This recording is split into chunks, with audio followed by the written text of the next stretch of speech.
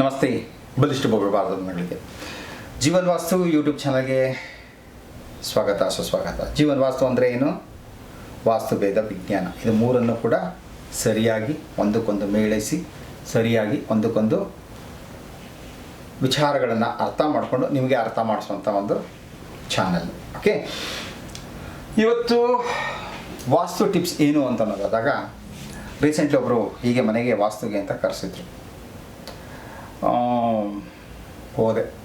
ಹೋಗಿದ ತಕ್ಷಣ ಎಂಟ್ರೆನ್ಸಿಂದ ಮನೆ ಒಳಗಡೆಗೆ ಕಾಲಿಡೋದಕ್ಕೆ ನಮಗೊಂಥರ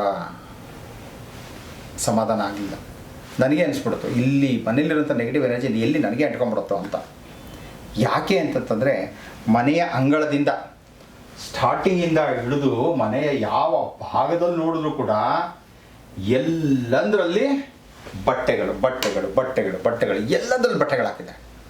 ಅದು ಒಗೆದಿರೋದು, ಒಗೆದೇ ಇಲ್ದಿರೋದು, ಅಥವಾ ಒಣಗಿರೋದು, ಒಣಗಿಲ್ದಿರೋವಂಥದ್ದು, ಎಲ್ಲೆಲ್ಲಿ ನೋಡಿದ್ರೂ ಬಟ್ಟೆಗಳು ಹಾಕಿದ್ದಾರೆ. ಓಕೆ, ಎಲ್ಲೆಲ್ಲಿ ನೋಡಿದ್ರೂ ಪುಸ್ತಕ ಬಿಸಾಕಿಟ್ಟಿದ್ದಾರೆ, ಎಲ್ಲೆಲ್ಲಿ ನೋಡಿದ್ರೂ ಪಾತ್ರೆ ಪಡಗ ಬಿಸಾಕಿಟ್ಟಿದ್ದಾರೆ. ನನಗನ್ಸ್ಬಿಡ್ತು, ಖಂಡಿತವಾಗ್ಲೂ ಈ ಮನೇಲಿ ವಾಸ್ತು ಎನರ್ಜಿ ಇರೋಕ್ಕೆ ಸಾಧ್ಯನೇ ಇಲ್ಲ ಅಂತ.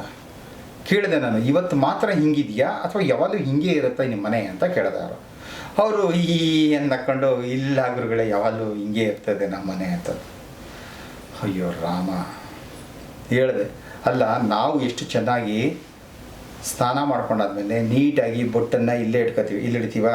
ಇಲ್ಲ. ಇಲ್ಲಿ ಇಡ್ತೀವಾ? ಇಲ್ಲ. ಬೊಟ್ಟನ್ನು ಇಲ್ಲಿ ಇಟ್ಕೊತೀವಿ ತಾನೆ.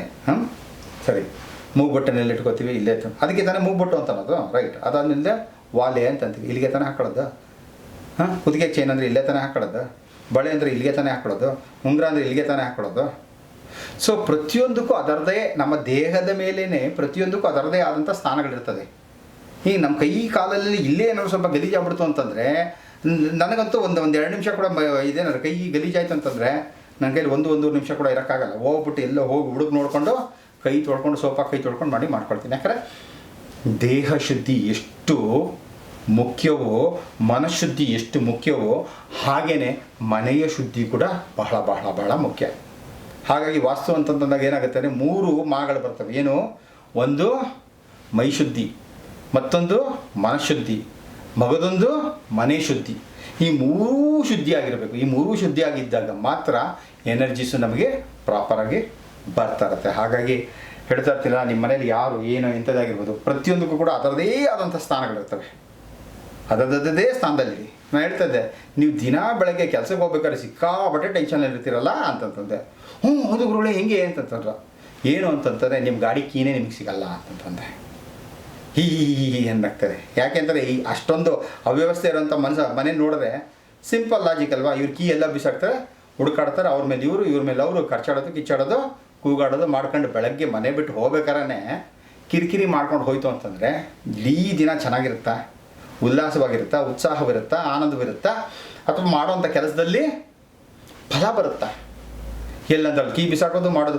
ಹೌದು ಗುರುಗಳೇ, ಗೊತ್ತಿಲ್ಲ, ಒಂದೊಂದ್ಸಲ ಬರ್ತೀವಿ ಟೀಪಾಯ್ ಮೇಲೆ ಇಟ್ಬಿಡ್ತೀವಿ, ಒಂದೊಂದ್ಸಲ ಡೈನಿಂಗ್ ಟೇಬಲ್ ಮೇಲೆ ಇಟ್ಬಿಡ್ತೀವಿ, ಒಂದೊಂದ್ಸಲ ಅವ್ರು ಮಿಸ್ಸಸ್ ಅಯ್ಯೋ ಗೊತ್ತಿಲ್ಲ, ಒಂದೊಂದ್ಸಲ ನಾನು ಕಿಚನಲ್ಲಿ ಇಟ್ಬಿಟ್ಟು ಮನೆಯೆಲ್ಲ ಹುಡುಕಾಡ್ತಾ ಇರ್ತೀನಿ. ಅದಕ್ಕೆ ಹೇಳಿದೆ ನೋಡಿ, ಅದಕ್ಕೆ ಅಂತ ಒಂದು ಸ್ಥಾನ ಇರ್ತದೆ. ಆ ಸ್ಥಾನದಲ್ಲಿ ತೊಗೊಂಬಂದಿಟ್ಟರೆ ಕರೆಕ್ಟಾಗಿದೆ. ಹೋಗ್ಬೇಕಾದ್ರೆ ಅಲ್ಲಿ ಎತ್ಕೊಂಡು ಓದನ್ನ ಹಾಕ್ತೀವಿ ಅಲ್ವಾ. ಹಾಗೇನೆ ಯೋಚನೆ ಮಾಡಿ ನೋಡಿ, ನಿಮ್ಮ ಡಾಕ್ಯುಮೆಂಟ್ಗಳು ಎಲ್ಲೆಲ್ಲಿದೆ ಅಂತಂದರೆ ಅವರು ಯೋಚನೆ ಮಾಡ್ತಾರೆ, ಅದಿಲ್ಲಿದೆ, ಇದಿಲ್ಲಿದೆ ರೀ ಸ್ವಾಮಿ. ಅದಕ್ಕೆ ಅಂತ ಒಂದು ಫೈಲ್ ಇರ್ತದೆ. ಆ ಫೈಲಲ್ಲೆಲ್ಲ ಡಾಕ್ಯುಮೆಂಟ್ಸ್ ಎಲ್ಲ ಮಾಡಿ ಒಂದು ಕಡೆಗೆ ಕರೆಕ್ಟಾಗಿ ಇಡಿ. ಹೋಗಿ ತೆಗೆದಾಗ ಆ ಫೈಲ್ ತೆಗೆದ್ರೆ ಅದರಲ್ಲಿ ಎಲ್ಲ ಡಾಕ್ಯುಮೆಂಟ್ಸು ಸಿಗಬೇಕು. ಆ ಥರ ಮಾಡಬೇಕು. ಹಂಗೆ ಮಾಡಿದಾಗ ಏನಾಗುತ್ತೆ ಅಂದರೆ ನಮಗೆ ಸಮಯವೂ ಕೂಡ ನಮಗೆ ಮಿಗುತ್ತೆ.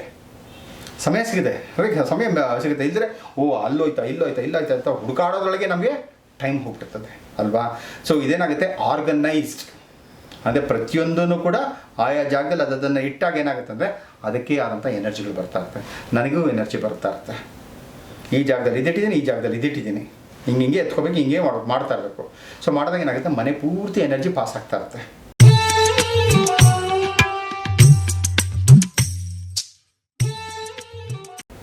ಎಲ್ಲವನ್ನು ಕೂಡ ಅಸ್ತವ್ಯಸ್ತವಾಗಿಟ್ಟಾಗ ಎನರ್ಜಿ ಪಾಸ್ ಆಗಲ್ಲ.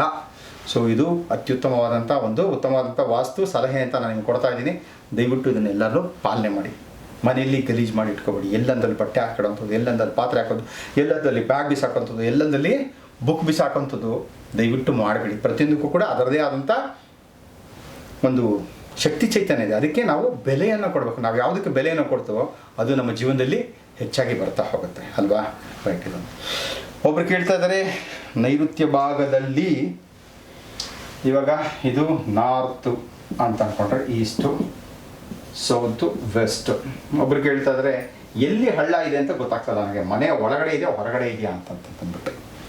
ಸೊ ಸೌತ್ ವೆಸ್ಟ್ ಭಾಗದಲ್ಲಿ ಹಳ್ಳ ಇದೆ, ಇದಕ್ಕೆ ಏನಾದ್ರು ಮಾಡಬಹುದಾ ಅಂತ ಕೇಳ್ತಾರೆ. ಎಲ್ಲಿ ಹಳ್ಳ ಇದೆ ಅಂತಂದ್ರೆ ನಂಗೆ ಕ್ಲಾರಿಟಿ ಇಲ್ಲ.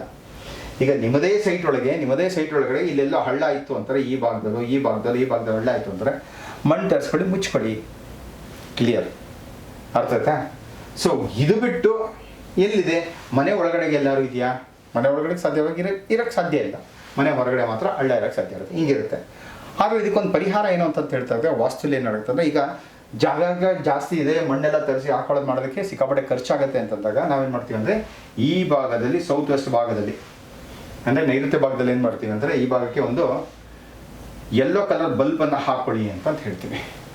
ಯೆಲ್ಲೋ ಕಲರ್ ಬಲ್ಬ್ ಏನನ್ನು ಕೊಡುತ್ತೆ ಅಂತಂದರೆ, ಅದು ನಮಗೆ ಭೂತತ್ವವನ್ನೇ ಜಾಸ್ತಿ ಮಾಡುತ್ತೆ. ಯಾಕಂದರೆ ಸೌತ್ ವೆಸ್ಟ್ ಬಂದುಬಿಟ್ಟು, ನೈಋತ್ಯ ಬಂದುಬಿಟ್ಟು ಭೂತತ್ವ ಕಡಿಮೆ ಆಯಿತು ಅಂತಂದರೆ ಏನಾಗುತ್ತೆ ಅಂದರೆ, ನಿಮ್ಮ ಮನೆಯಲ್ಲಿ ಯಾವುದ್ರ ಮೇಲೆ ಒಂದು ಹಿಡಿತಾ ಇರಲ್ಲ, ಕೆಲಸ ಕಾರ್ಯ ಸರಿಗಿರಲ್ಲ, ಬಾಂಧವ್ಯಗಳು ಸರಿ ಇರಲ್ಲ, ಸಂಬಂಧಗಳು ಸರಿ ಇರಲ್ಲ, ಮತ್ತು ಸಂಪಾದನೆಯೂ ಸರಿ ಇರಲ್ಲ. ಇವೆಲ್ಲನೂ ಕೂಡ ಎಡವಟ್ಟಾಗ್ತಾ ಇದೆಯಾ? ಹಾಗಾದರೆ ನೀವು ಹೇಳ್ತಿರೋ ಪ್ರಕಾರ ಸೌತ್ ವೆಸ್ಟಲ್ಲೇ ಹಳ್ಳ ಇದೆ. ಸಾಧ್ಯ ಆಯಿತು ಅಂದರೆ ಮಣ್ಣು ತರಿಸಿ ತುಂಬಿಸ್ಕೊಳ್ಳಿ. ಕಷ್ಟ ಆಗ್ತಿದೆ ಅಂತಂದರೆ ಹಳದಿ ಕಲರ್ ಲೈಟನ್ನು ಇಲ್ಲಿ 24/7, ಯಾವುದೋ 0 ವ್ಯಾಟ್ ಅಲ್ಲ, ಅಟ್ಲೀಸ್ಟ್ ಒಂದು 40 ವ್ಯಾಟ್ಸ್ ಆದರೂ ಯೆಲ್ಲೋ ಕಲರ್ ಲೈಟನ್ನು ಅಲ್ಲೇ ಹಾಕಿ. ಮತ್ತು ಇಲ್ಲೊಂದು ಮೌಂಟ್ ಕೈಲಾಶ್ ಅಂದರೆ ಕೈಲಾಶ ಪರ್ವತ ಇರುವಂಥದ್ದನ್ನು ಯೆಲ್ಲೋ ಕಲರ್ ಫ್ರೇಮಲ್ಲಿ ಮಾಡಿ ಅಲ್ಲಿಟ್ಟು ಪ್ರತಿದಿನ ಈ ನೈಋತ್ಯ ಭಾಗಕ್ಕೆ ಬಂದು ಆ ನೈಋತ್ಯ ದೇವನನ್ನು ಪ್ರಾರ್ಥನೆ ಮಾಡಿಕೊಂಡು, ನನಗೆ ಶಕ್ತಿ, ಸಾಮರ್ಥ್ಯ, ವಿವೇಕ, ವೈರಾಗ್ಯ ಎಲ್ಲವನ್ನು ಕೊಡಪ್ಪ ಅಂತ ಕೇಳಿಕೊಂಡು ಪ್ರಾರ್ಥನೆ ಮಾಡ್ಕೊಂಡು ಹೋದರೆ ಪರಿಹಾರ ಸಿಗುತ್ತೆ.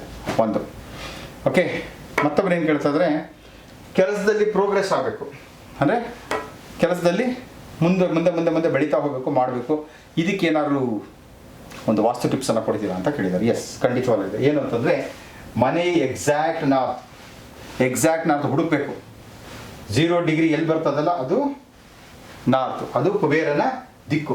ಓಕೆ, ಇದಕ್ಕೆ ಕುಬೇರನ ದಿಕ್ಕು ಅಂತ ಕೇಳ್ತಾರೆ. ಈ ಭಾಗದಲ್ಲಿ ಏನು ಮಾಡ್ಬೋದು ಅಂದರೆ, ನೀವು ನೀಲಿ ಕಲರು ಒಂದು ಮ್ಯಾಟನ್ನು ಅಥವಾ ಚೇರನ್ನು ಹಾಕೊಂಡು, ಅಥವಾ ಬೇರೆ ಚೇರ್ ಇದ್ರೂ ಕೂಡ ಅದ್ಮೇಲೆ ನೀಲಿ ಕಲರ್ ಬಟ್ಟೆಯನ್ನು ಹಾಕೊಂಡು ಏನು ಮಾಡ್ಬೋದು, ಇಲ್ಲಿ ಕೂತ್ಕೊಂಡು ನಾರ್ತ್ ಕಡೆಗೆ ನೋಡ್ತಾ, ಇಲ್ಲಿ ವಿಶೇಷವಾಗಿ ಏನನ್ನು ಇಟ್ಟರೆ ಒಳ್ಳೇದು ಅಂತಂದರೆ, ಈ ಭಾಗದಲ್ಲಿ ಗಜಲಕ್ಷ್ಮಿಯನ್ನು ಇಡಬೇಕಾಗುತ್ತೆ. ಗಜಲಕ್ಷ್ಮಿ ಅಂತಂದರೆ ಲಕ್ಷ್ಮೀ ತಾಯಿ ತಾವರ ಮೇಲೆ ಕೂತಿರೋದು. ಈ ಕಡೆಗೆ ಒಂದು ಆನೆ, ಈ ಕಡೆಗೆ ಒಂದು ಆನೆ, 2 ಆನೆಗಳಿರ್ತದೆ. ಈ 2 ಆನೆಗಳು ನಮ್ಗೆ ಏನನ್ನು ಸೂಚಿಸುತ್ತೆ ಅಂತಂದರೆ, ಒಂದು ಪವರ್, ಇನ್ನೊಂದು ಪ್ರಾಸ್ಪೆರಿಟಿ. ಪವರ್ ಅಂತಂದರೆ ಶಕ್ತಿ, ಚೈತನ್ಯವನ್ನು ಕೊಡುವಂಥದ್ದು, ಮತ್ತೊಂದು ಸಿರಿ ಸಂಪತ್ತನ್ನು ಕೊಡುವಂಥದ್ದು. 2 ಕೂಡ ಹಿಂಗಿರುತ್ತದೆ. ಇದರ ವಿಶೇಷವಾದಂತಹ ಅರ್ಥ ಇದು. ಒಂದು ಶಕ್ತಿ ಸಾಮರ್ಥ್ಯವನ್ನು ಕೊಡುತ್ತೆ, ಮತ್ತೊಂದು ಸಿರಿ ಸಂಪತ್ತನ್ನು ಕೊಡುತ್ತೆ. ಹಾಗಾಗಿ ಅಲ್ಲಿ ಕೂತ್ಕೊಂಡು ನಮಗೆ ತಾಯಿ ಶಕ್ತಿ ಸಾಮರ್ಥ್ಯವನ್ನು ಹೆಚ್ಚಾಗಿ ಕೊಡು, ಹಾಗಾಗಿ ನಾನು ಹೆಚ್ಚಾಗಿ ದುಡಿತಾ ಹೋಗ್ತೀನಿ, ಹೆಚ್ಚಾಗಿ ದುಡಿತಾ ಹೋಗೋದ್ರಿಂದ ನನಗೆ ಜೀವನದಲ್ಲಿ ಸಿರಿ ಸಂಪತ್ತು ಹೆಚ್ಚೆಚ್ಚು ಬರಲಿ ಅನ್ನೋದಕ್ಕೋಸ್ಕರ ಏನು ಮಾಡಬೇಕು, ದಿನ ಬೆಳಗ್ಗೆ ಈ ಭಾಗದಲ್ಲಿ ಕೂತು ಬ್ರಾಹ್ಮಿ ಮುಹೂರ್ತದಲ್ಲಿ ಪ್ರಾರ್ಥನೆಯನ್ನು ಮಾಡಿದ್ರೆ ಬಹಳ ಪ್ರಯೋಜನಕಾರಿ ಆಗುತ್ತೆ. ಅದನ್ನು ವಿಶೇಷವಾಗಿ ನಾವೇನು ಹೇಳ್ತಾ ಇರ್ತೀವಿ ಅಂತಂದರೆ, ನೋಡಿ, ಈ ರೀತಿ ಇರಬೇಕು. ಕುಬೇರ ಮುದ್ರ ಅಂತ ಕರಿತೀವಿ ನಾವು ಇದನ್ನು. ಈ ಕುಬೇರ ಮುದ್ರೆಯನ್ನು ಹಾಕ್ಕೊಂಡು ನೀವು ಯಾವ ಕೆಲಸದಲ್ಲಿ ಮಾಡ್ತಾಯಿದ್ರೋ ಆ ಕೆಲಸದಲ್ಲಿ ಇನ್ನಷ್ಟು ನಿಮಗೆ ಹೆಚ್ಚಿಗೆ ಜ್ಞಾನ ಬರಬೇಕು. ಬರೋದ್ರ ಜೊತೆಗೆ ಆ ಜ್ಞಾನವನ್ನು ನೀವು ನಿಮ್ಮ ಕೆಲಸ ಕಾರ್ಯದಲ್ಲಿ ಬಳಸ್ಕೊಳ್ಳೋಂಥ ವಿವೇಕ ಕೂಡ ನಿಮಗೆ ಬರಬೇಕು ಅನ್ನೋ ರೀತಿಯಲ್ಲಿ ಕೇಳಿಕೊಂಡು ಮಾಡಿಕೊಂಡು, ನೀವೇನು ಸಂಬಳ ಇಷ್ಟಪಡ್ತಾ ಇದ್ದೀರೋ, ಅಥವಾ ಯಾವುದೋ ಆಫೀಸರಲ್ಲಿ ಮ್ಯಾನೇಜರ್ ಆಗಬೇಕು ಅಥವಾ ಜನರಲ್ ಮ್ಯಾನೇಜರ್ ಆಗಬೇಕು, ಏನಾಗಬೇಕು ಅದನ್ನು ಬೇಡ್ಕೊಂಡು ಮಾಡಿಕೊಂಡು ಪ್ರತಿದಿನ ಇಲ್ಲಿ ಧ್ಯಾನ ಮಾಡ್ತಾ ಹೋಯ್ತು ಅಂತಂದರೆ ನಿಮಗೆ ಕೆಲಸದಲ್ಲಿ ಪ್ರಗತಿ ಒಂದಲ್ಲ ಒಂದು ರೀತಿ ಹಾಗೆ ಆಗುತ್ತೆ. ಭಗವಂತ ಎಲ್ರಿಗೂ ಕೂಡ ಆಯುಷು, ಆರೋಗ್ಯ, ಉಲ್ಲಾಸ, ಉತ್ಸಾಹವನ್ನು ಯಥೇಚ್ಛವಾಗಿ ಕೊಡಲಿ ಅಂತ ಕೇಳ್ಕೊಳ್ತಾ, ನಮಸ್ತೆ, ಜೈ ಹಿಂದ್.